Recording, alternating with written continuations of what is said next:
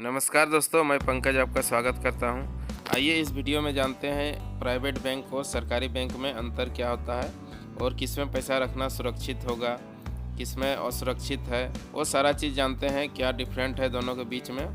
तो उससे पहले आइए भारतीय रिजर्व बैंक ऑफ इंडिया जो है, जो भारत सरकार का एक प्रमुख अंग है जो कि पूरा अर्थव्यवस्था को देखती है।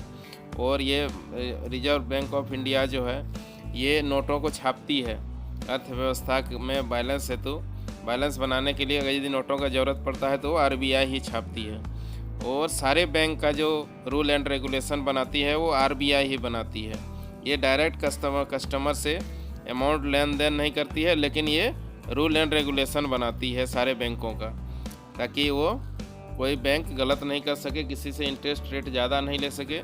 तो आरबीआई का जो मुख्य रोल है वो नोट को, पैसा को छापता है। जितना इकोनॉमी का जो बैलेंस जो होता है, जो कितना अमाउंट का रिक्वायर है छापने का नोट, वो सारा ये बैंक करती है, आरबीआई करती है। ये भारत सरकार का प्रमुख अंग है जो कि अर्थव्यवस्था में जो भी नोटों का ज़रूरत जितना भी पड़ता है वो सारे को कैलकुलेट कर ये बैंक छापती है।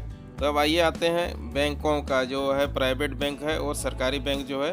तो ये तो आप जान गए कि दोनों को रेगुलेट करती है आरबीआई ही करती है। जो भी रूल रेगुलेशन है वो आरबीआई का ही चलता है, चाहे प्राइवेट बैंक हो चाहे सरकारी बैंक हो।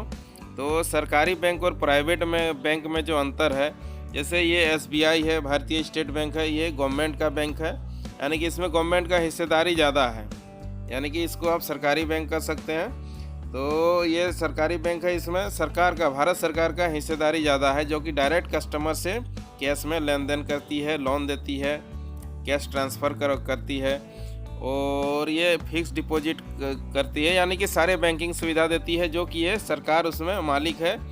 गवर्नमेंट का, जो भारत सरकार का जो गवर्नमेंट है उसका हिस्सेदारी ज़्यादा है। तो हिस्सेदारी भी आप यहाँ से चेक कर सकते हैं।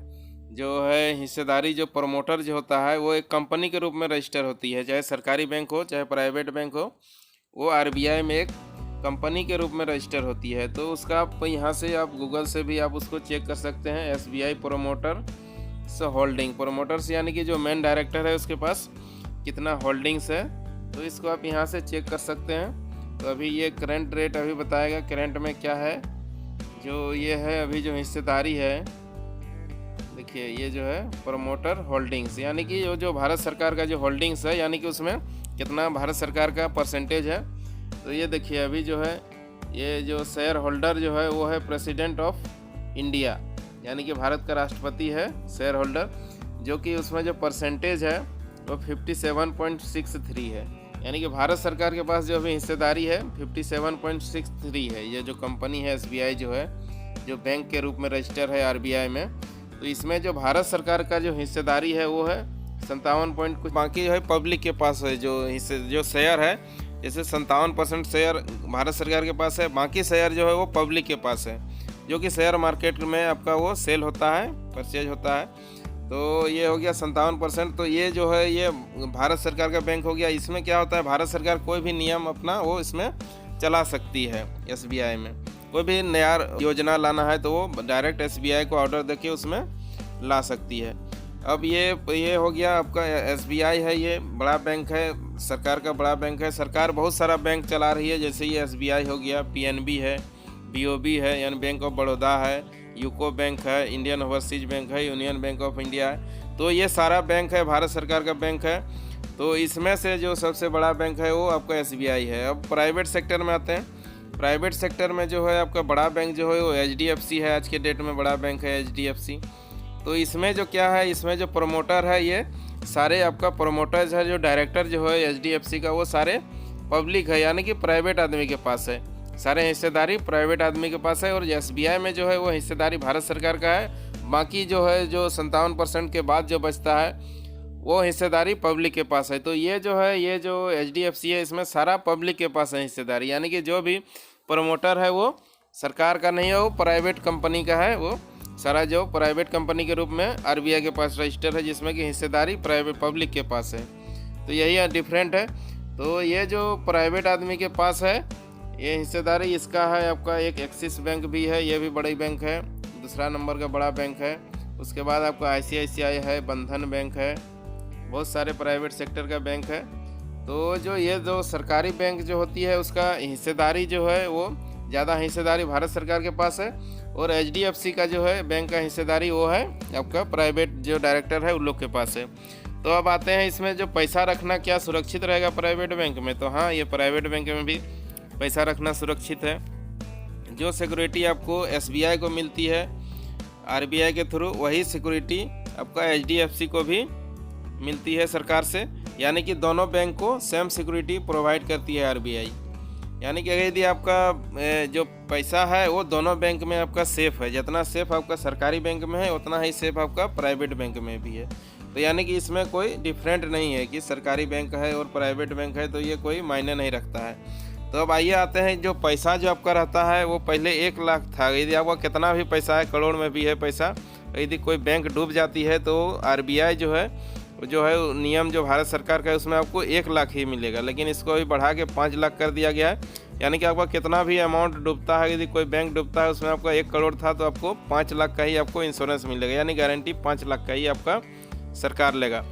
तो ये जो है ये 5 लाख का गारंटी आपको HDFC में भी मिलेगा, और जो बंधन बैंक है, ICICI है, एक्सिस है, RBL है, तो ये सारे में भी आपको 5 लाख का मिलेगा। और SBI जो है, SBI, PNB जो है, Indian overseas, UCO, United bank, ये सारे में आपको भी 5 लाख का ही सिक्योरिटी मिलेगा। यानी कि ये देखा जाए तो दोनों सेम ही है।